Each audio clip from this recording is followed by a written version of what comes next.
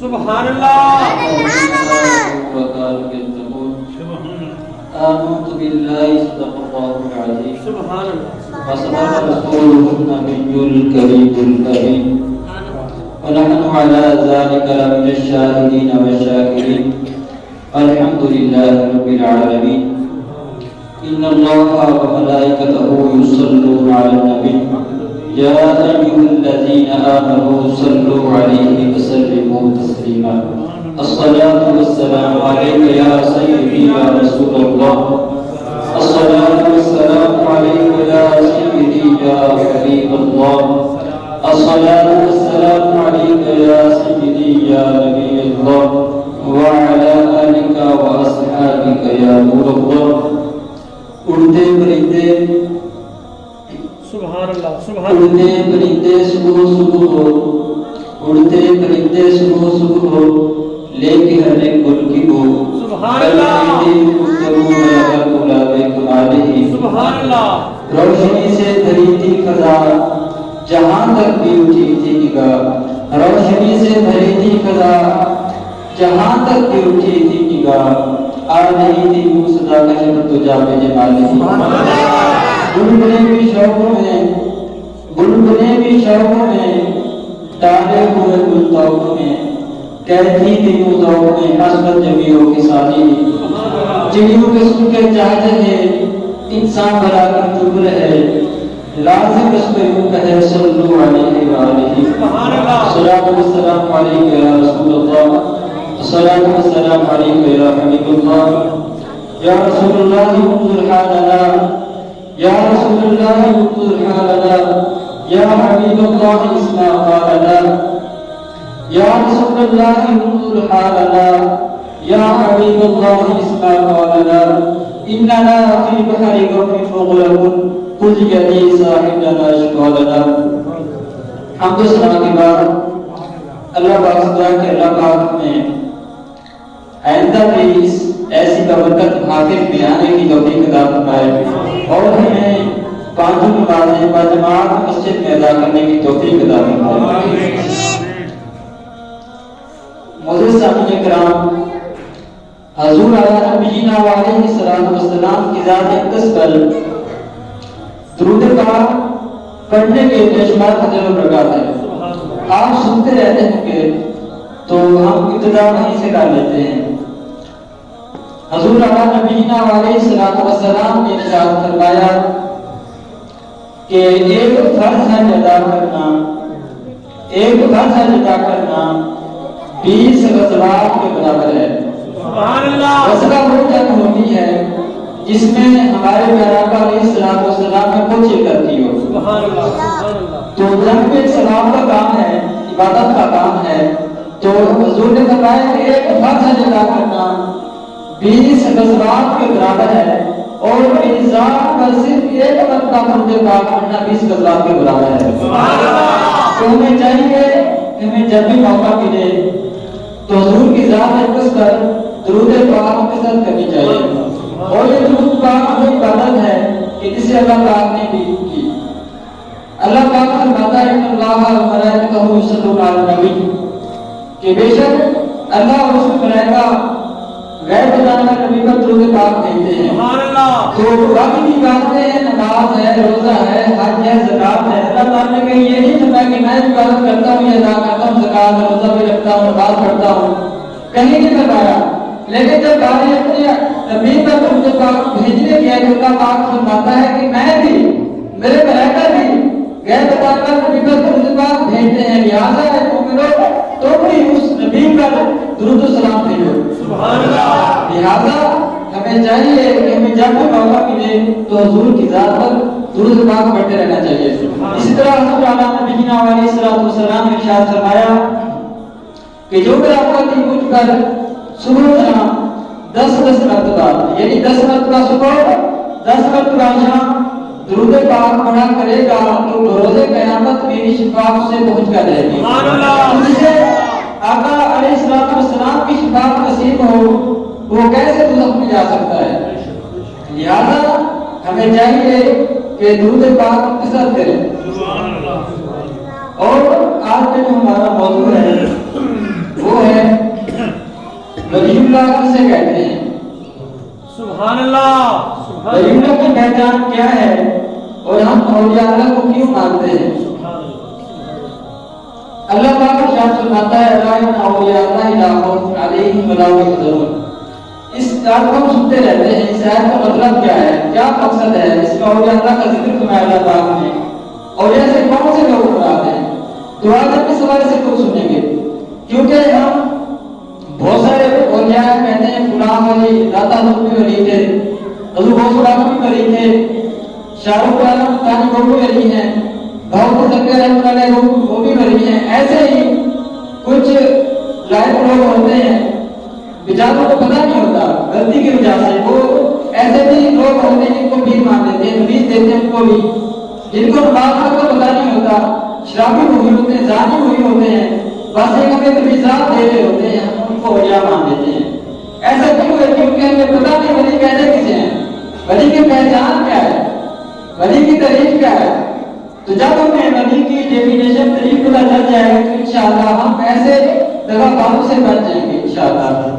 تو آج کل جو موضوع ہے اس کے حوالے سے، لیکن اس میں کوئی واقعات کرامتیں وغیرہ بالکل نہیں ہے، تو تھوڑی علمی گفتگو ہوگی اس میں، تو آپ نے توجہ کے ساتھ بیٹھنا ہے، ٹھیک ہے؟ سبحان اللہ سبحان اللہ۔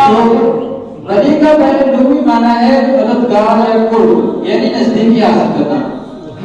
تو اس کی تعریف مختلف علماء نے کی ہے مختلف طریقوں سے، لیکن ہر ایک طریقات صحیح ہے اپنی جگہ پر، کیونکہ یہ جو بھی طریقات اس میں جو بھی اولیاء اللہ کے اوصاف بیان کیے گئے ہیں وہ سب ولی میں ہوتے ہیں۔ اسی طرح ایک عالم صاحب فرماتے ہیں کہ ولی اللہ وہ ہے جس کا اعتقاد جس کے قید شریعت کے عین مطابق ہو، جس کے قید شریعت کے عین مطابق ہو اور اس کا ہر ایک عمل شریعت کے عین مطابق ہو۔ سبحان اللہ سبحان اللہ۔ اگر کسی طریق کو دیکھیں تو آج کل کے جو پیر بیٹھے ہیں، جو بڑے بڑے جوتے پہن کر بیٹھے ہوتے ہیں، تجزیات دے رہے ہوتے ہیں، کیا ان کا ہر عمل ان کے اعتقادات ان کے عقائد شریعت کے مطابق ہوتے ہیں؟ اور تو نہیں کی بات آ رہی ہے، شریعت اجازت دیتی اس بات کی نہیں دیتی۔ تو لہٰذا ایسے بھی جو شریعت کے مطابق نہیں چلتے، جن کے اعتقادات شریعت کے مطابق نہیں ہیں، جن کے اعمال جن کے کام شریعت کے مطابق نہیں، وہ اولیاء اللہ نہیں بن سکتے۔ اسی طرح حضرت عبداللہ بن عباس فرماتے ہیں کہ ولی اللہ وہ ہے جس کو دیکھنے سے اللہ پاک کی یاد آئے۔ ولی اللہ وہ ہے جسے دیکھنے سے اللہ پاک کی یاد آئے۔ کیا آج کل ایسا ہے جن کے پاس ہم جاتے ہیں اچھے ولی بھی اس وقت موجود ہے، ایسا نہیں ہے کہ کچھ بھی نہیں ہے ولی، لیکن آج کل جگہ بات پیسہ ہمارے کا ذریعہ بنا رہے ہوتے ہیں۔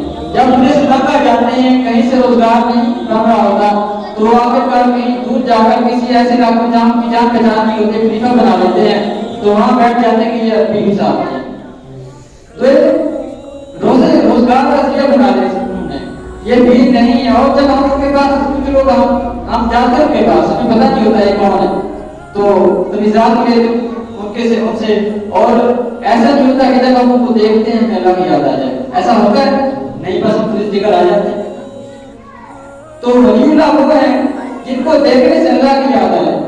ہم جب بھی ایسے کے پاس جاتے ہیں، ایسے جگہ پر کے پاس ہم جاتے ہیں تو ہمیں نہ اللہ کی یاد آتی ہے، نہ ہمیں نماز یاد آتی ہے، نہ ہمیں قبر یاد آتی ہے، نہ آخرت یاد آتی ہے۔ تو یہ اللہ کے ولی نہیں ہو سکتے، لہٰذا ہمیں ایسے جگہ بازوں سے بچنا ہے۔ اور اسی طرح ولی اللہ وہ ہے جو فریض کے دینے سے اللہ کا قرب حاصل کرتا ہے۔ فریض کیا ہے؟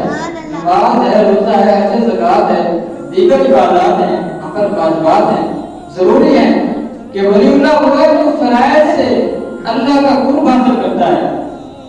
ان لوگوں کو جو آج کل کے ہیں فرائض کا بالکل نہیں پتا، تو یہ کیسے اللہ کے ولی ہو سکتے ہیں؟ اور ولی اللہ وہ ہے جو اطاعت الہی میں مشغول ہے، اللہ پاک کی فرما برداری والے کام کرے۔ تو یہ لوگ اللہ کی اطاعت میں نہیں رہتے، اللہ کی نافرمانی والے کام کرتے ہیں، اس کے خلاف چلتے ہیں، کیسے بھی ہو سکتے ہیں؟ اور اسی طرح اللہ فرماتے ہیں کہ جو ولایت ہے ولی اللہ بننا یہ کسبی نہیں ہے کہ بندہ اپنی کوشش سے بن جائے، یہ عطا ہے اللہ پاک کی۔ ہاں یہ جو عبادت ہے، نیک اعمال ہیں، یہ وسیلہ ہے، ذریعہ سبب ہے، لیکن یہ اللہ پاک ہوتا ہے، اللہ پاک جب چاہتا ہے تو اسے ولی بنا دیتا ہے۔ سبحان اللہ۔ اور کچھ لوگ یہ کہتے ہیں کہ جو آج کل کے پیر ہیں وہ کہتے رہتے ہیں یہ شریعت الگ چیز ہے، طریقت الگ چیز ہے، یعنی شریعت ایک الگ راستہ ہے، طریقت ایک الگ راستہ ہے، حالانکہ ایسا بالکل نہیں ہے۔ اعلیٰ حضرت فرماتے ہیں کہ شریعت اور طریقت ایک ہی راستہ ہے۔ مزید فرماتے ہیں کہ غیر علماء غیر عالم ولی اللہ نہیں بن سکتے، ولی اللہ کے لیے عالم کا ہونا ضروری ہے۔ تو جو بھی غیر عالم آج کل کے بچے بیٹھے ہیں ان کو نماز تک کا نہیں پتا، جو ضروری احکام ہیں، جو خدمت، جو وغیرہ وغیرہ وہ سارے احکام کو نہیں پتا، تو عالم نہیں ولی اللہ کیسے بن سکتے ہیں؟ اور اسی طرح امام شافعی رحمۃ اللہ علیہ فرماتے ہیں متخذ اللہ ولیا جاہلا، متخذ اللہ ولیا جاہلا، اللہ پاک کسی جاہل کو اپنا ولی، اپنا مقرب، اپنا برگزیدہ پتہ نہیں بناتا۔ امام شافعی کون ہے؟ یہ کروڑ شافعی کے پیشوا وہ امام شافعی فرماتے ہیں کہ اللہ پاک کسی جاہل کو اپنا ولی، اپنا مقرب پتہ نہیں بناتا، ہاں اگر بنانا چاہتا ہے تو اسے پہلے علم دیتا ہے، اس کے بعد ولی بناتا ہے۔ سبحان اللہ۔ تو لہٰذا پتہ چلا اگر کوئی ولایت کے درجے پر پہنچتا ہے تو اللہ پاک اسے پہلے علم عطا فرماتا ہے، جو ضروری احکام ہے وہ عطا فرماتا ہے، اس کے بعد ہی ولایت کا درجہ عطا فرماتا ہے۔ تو لہٰذا ہم نے بچنا ہے۔ اور اسی طرح ہم لوگ کچھ پیروں کے پاس جاتے ہیں، ان میں دلوں کے احوال بتا دیتے ہیں یا مستقبل کی خبریں دیتے ہیں، تو ہم یہ سوچتے ہیں کہ یہ بہت بڑا پیر ہے، اس نے ہمارے دل کے احوال بتا دیے، مستقبل کی خبریں دے دی، تو ہم اس کو بہت بڑی چیز سمجھ لیتے ہیں، حالانکہ ایسا بالکل نہیں ہے۔ امام مالک رحمۃ اللہ علیہ فرماتے ہیں، یہ وہی بات مالک ہے جن کے بارے میں حضور علیہ نبینا علیہ السلام نے ارشاد فرمایا کہ مدینہ میں ایک ایسا عالم ہوگا کہ اس وقت دنیا میں اس سے بڑا کوئی عالم نہیں ہوگا، سبحان اور اللہ۔ دنیا کے چاروں طرف سے لوگ اس کے پاس مسائل پوچھنے کے لیے وہ امام مالک۔ آپ وہ ہیں کہ 40 سال آپ نے مدینہ شریف میں حدیث پاک کا سبق پڑھایا اور کبھی مدینہ پاک میں قضائے حاجت نہیں کی، باہر چھپنے جاتے، وہ امام مالک، اتنا عدل۔ اور آپ نے کبھی مدینہ منورہ میں جوتا تک نہیں پہنا، اور یہاں تک کہ جو کتاب ہے اس کا ہمارے پڑھنے کی آواز آتی ہے وہ اس کی آواز آتی ہے، اتنا عدل۔ وہ امام مالک فرماتے ہیں کہ علم باطن نہیں جانے گا مگر وہ جو علم ظاہر جانتا ہو۔ علم باطن اندرونی علم، معنوی علم نہیں جانے گا مگر وہ جو علم ظاہر جانتا ہے۔ اس سے پتہ چلا کہ جو بھی عالم جو بھی علم ظاہر کو نہیں جانتا ہوگا، علم ظاہر سے کیا مراد ہے؟ یہی احکام ظاہر، نماز ہے، روزہ ہے، زکات ہے، دیگر احکام ہیں جو ان کو جانتا ہے تو وہی ہی علم باطن کو، دل کے احوال کو، مستقبل کی خبروں کو اللہ کے اطاعت سے جان سکتا ہے۔ سبحان اللہ۔ لہٰذا یہ جو آج کل کے پیر ہیں، یہ جو ہمیں خبریں دے رہے ہوتے ہیں، یہ حقیقت میں ایسا کچھ نہیں ہوتا، بس ان کا تکا چل جاتا ہے کہیں، تو جن کے پاس تکا چل جاتا ہے تو وہ اس کو بہت بڑا پیر مان لیتے، ولی مان لیتے، حالانکہ ایسا بالکل نہیں۔ لہٰذا ہمیں ایسے دغابازوں سے ضرور بچنا ہے۔ اور ولی اللہ کو ہم کیوں مانتے ہیں؟ اس کے لیے ہمیں قرآن پاک نے تعلیم دی ہے، قرآن پاک کا باقاعدہ آیت ہے اس میں، اور حضور کا فرمان موجود ہے۔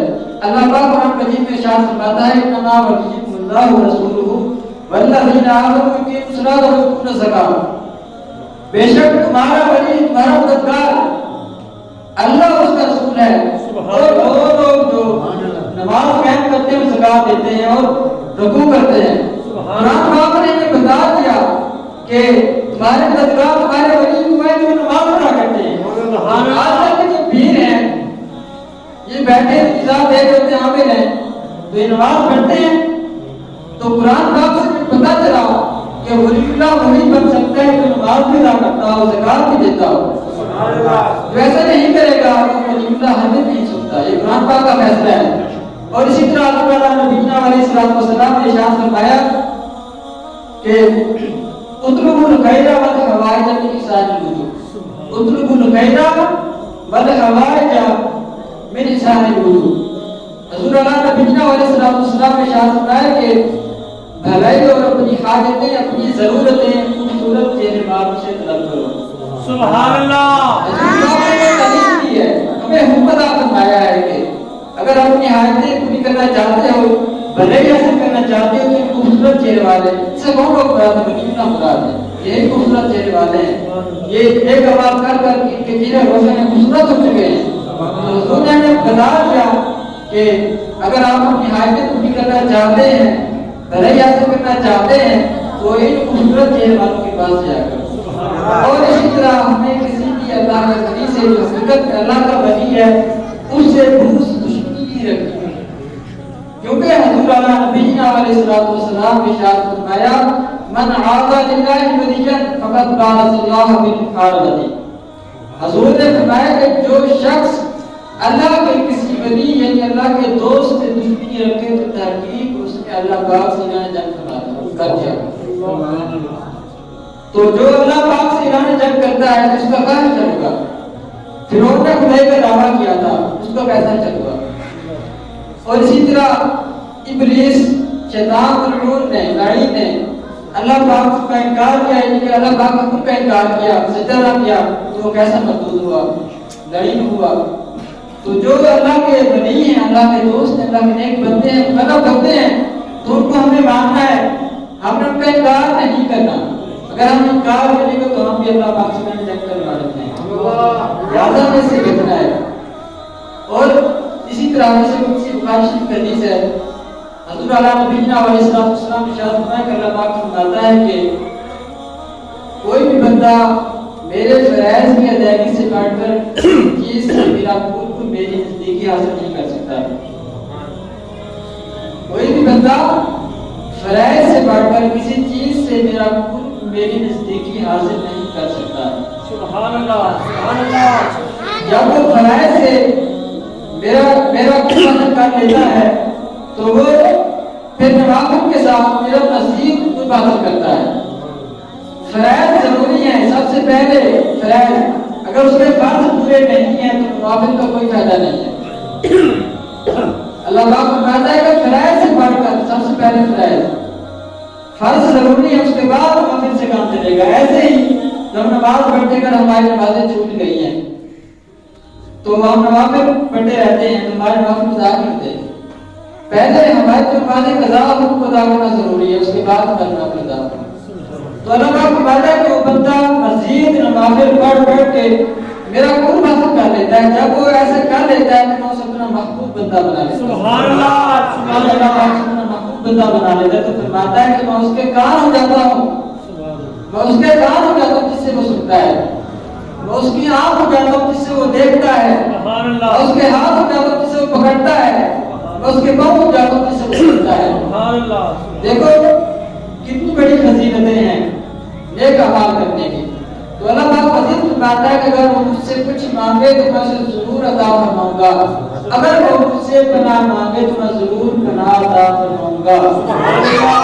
یہ اللہ کے ولی جن کے تقاضات، جن کا ہر عمل، ہر کام، ہر فعل، قول، سب چیزیں اللہ تعالیٰ کی اطاعت والے کام شریعت کے عین مطابق پوری ولی اللہ کر سکتے ہیں۔ تو لہٰذا جو آج کل کے اہل گہرے ہیں وہ ولی اللہ نہیں بن سکتے۔ تو جب وہ ولی اللہ بن جاتے ہیں تو اللہ پاک فرماتا ہے الا ان اولیاء اللہ لا خوف علیہم ولا هم يحزنون۔ تو جو سن لو کہ اللہ کے جو دوست اللہ کے اولیاء ہیں ان پر نہ کوئی خوف ہوگا نہ کوئی غم۔ اللہ پاک نے یہ جن عطا فرماتا ہے۔ سبحان اللہ۔ اور خواجہ کریم رحمۃ اللہ علیہ فرماتے ہیں کہ اللہ کا جو دوست ہوتا ہے اس پر بلائیں نازل ہوتی ہیں، یعنی اللہ کا جو نیک بندہ ہوتا ہے اس پر مصیبتیں نازل ہوتی ہیں۔ یہ نہیں کہ جو اللہ کا نیک بندہ وہ عرش سے آزاد ہو جاتا ہے، نہیں، اس سے پہلے مصیبتیں پیش آتی ہیں، مشکلات آتی ہیں۔ جب وہ مشکلات کو پار کر لیتا ہے، صبر کرتا رہتا ہے تو اللہ پاک پھر کیا فرماتا ہے کہ نہ کوئی خوف ہوگا اور نہ کوئی غم ہوگا۔ اللہ پاک مجھے رجا کے ساتھ فرماتا ہے۔ آج ان کے حوالے سے اکٹھے ہوئے ہیں حضور غوث پاک رحمۃ اللہ علیہ، وہ بھی اللہ کے ولی نیک بندے ہیں۔ تو آج ہم انشاءاللہ کچھ ان کے حوالے سے سنیں گے، تو ان کا علم مقام سن لیتے ہیں، کچھ ان کی فکر، ان کی تعلیمات سن لیتے ہیں۔ آپ کا علم مقام یہ تھا کہ جب آپ نا درس دے رہے ہوتے تو اس وقت آپ کی مجلس میں 400 علماء کرام ہوتے جو آپ کی علمی موتی کو علمی گفتگو کو لکھا کرتے تھے. سبحان اللہ. آپ کا یہ علم مقام تھا. ایسے ہی ایک مرتبہ آپ نے ایک آیت کی 40 تفاسیر بیان فرمائی. اس درس میں امام جوزی رحمۃ اللہ علیہ بھی موجود تھے. تو آپ رحمۃ اللہ علیہ کو 40 تفاسیر میں 11 تفاسیر آتی تھی. تو حضور غوث رحمۃ اللہ علیہ نے 40 تفاسیر اس آیت کی بیان فرمائی. یہ آپ کا علم مقام اتنا علم تھا. اور آپ اس وقت کے بڑے مفتی بڑے عالم تھے. ان کے مرتبے کا کوئی بھی نہیں تھا. اور ہم گیارہویں کرتے رہتے ہیں, ان کو ماننے والے ہیں, ہم ان کے دعوے کرتے رہتے ہیں, ان کے چاہنے والے ہیں. تو ہم دکان کے نام بھی رکھ دیتے ہیں کہ غوثیہ جنرل اسٹور, یا مدارس کا نام رکھ دیتے ہیں جامعہ غوثیہ. ایسے ہی کا نام رکھا ہوا ہے آج کل غوثیہ بناسپتی. تو یہ ہمیں ان سے محبت ہے, لیکن محبت اور عقیدت ایسے نہیں ہوتی. ہم دنیا کی مثال لے لیتے ہیں. اگر کوئی بندہ کسی سے محبت کرتا ہے تو وہ جس طرح اس میں محبوب چاہتا ہے ویسے اس کو ڈھالنے کی کوشش کرتا ہے تاکہ پتہ چلے کہ ہم سے محبت کرتا ہے. تو ہم ان کی محبت کے دعوے کرتے ہیں, عقیدت رکھتے ہیں, غیر شریک بناتے ہیں. اچھی بات ہے, عقیدت ہونی چاہیے, لیکن عقیدت ایسے نہیں کہ ہم ان کو تو مانتے ہیں لیکن ان کی نہیں مانتے. جو انہوں نے ہمیں سکھایا ہے, تعلیمات دی ہے, ہم ان کی بالکل پرواہ نہیں کرتے. ان کی تعلیمات پر ہم بالکل عمل نہیں کرتے. کیا یہی ہے محبت؟ یہی ہے عقیدت؟ تو لہذا اس وقت ہی ان سے صحیح عقیدت و محبت ہوگی جب ہم ان کی تعلیمات پر عمل کریں گے. آپ رحمۃ اللہ علیہ 40 سال تک عشاء کے وضو سے فجر کی نماز ادا فرماتے رہے. سبحان اللہ. اور آپ رحمۃ اللہ علیہ ہر روز 1000 نوافل ادا فرماتے. سبحان اللہ. یہ ان کا بنا اور ہم ان سے محبت کرنے والے ہیں. وہ نوافل ادا فرماتے اور ہم نوافل پڑھنا تو دور کی بات, ہم فرض نماز پہ ادا کرتے ہیں. اسی کو محبت کہتے ہیں, اسی کو عقیدت کہتے ہیں؟ ہرگز نہیں. ہمیں چاہیے اگر ہم ان کو مانتے ہیں, ان کی غیر شریک بناتے ہیں, اچھی بات ہے, لیکن ہم ان کی تعلیمات پر عمل نہیں کرنا ہے. اور اسی طرح رحمۃ اللہ علیہ فرماتے ہیں کہ میں 15 سال تک روزانہ ایک قرآن پاک ختم کرتا رہا. سبحان اللہ.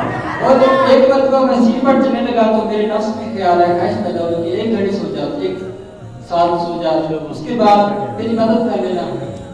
تو چنانچہ میں نے نفس کی نہیں مانی, میں وہیں ایک مقبر کھڑے ہو کر پورا قرآن پاک ختم کر دیا. یہ ان کی عبادت, یہ ان کا مقام, اور ہم ان کے چاہنے والے ہیں.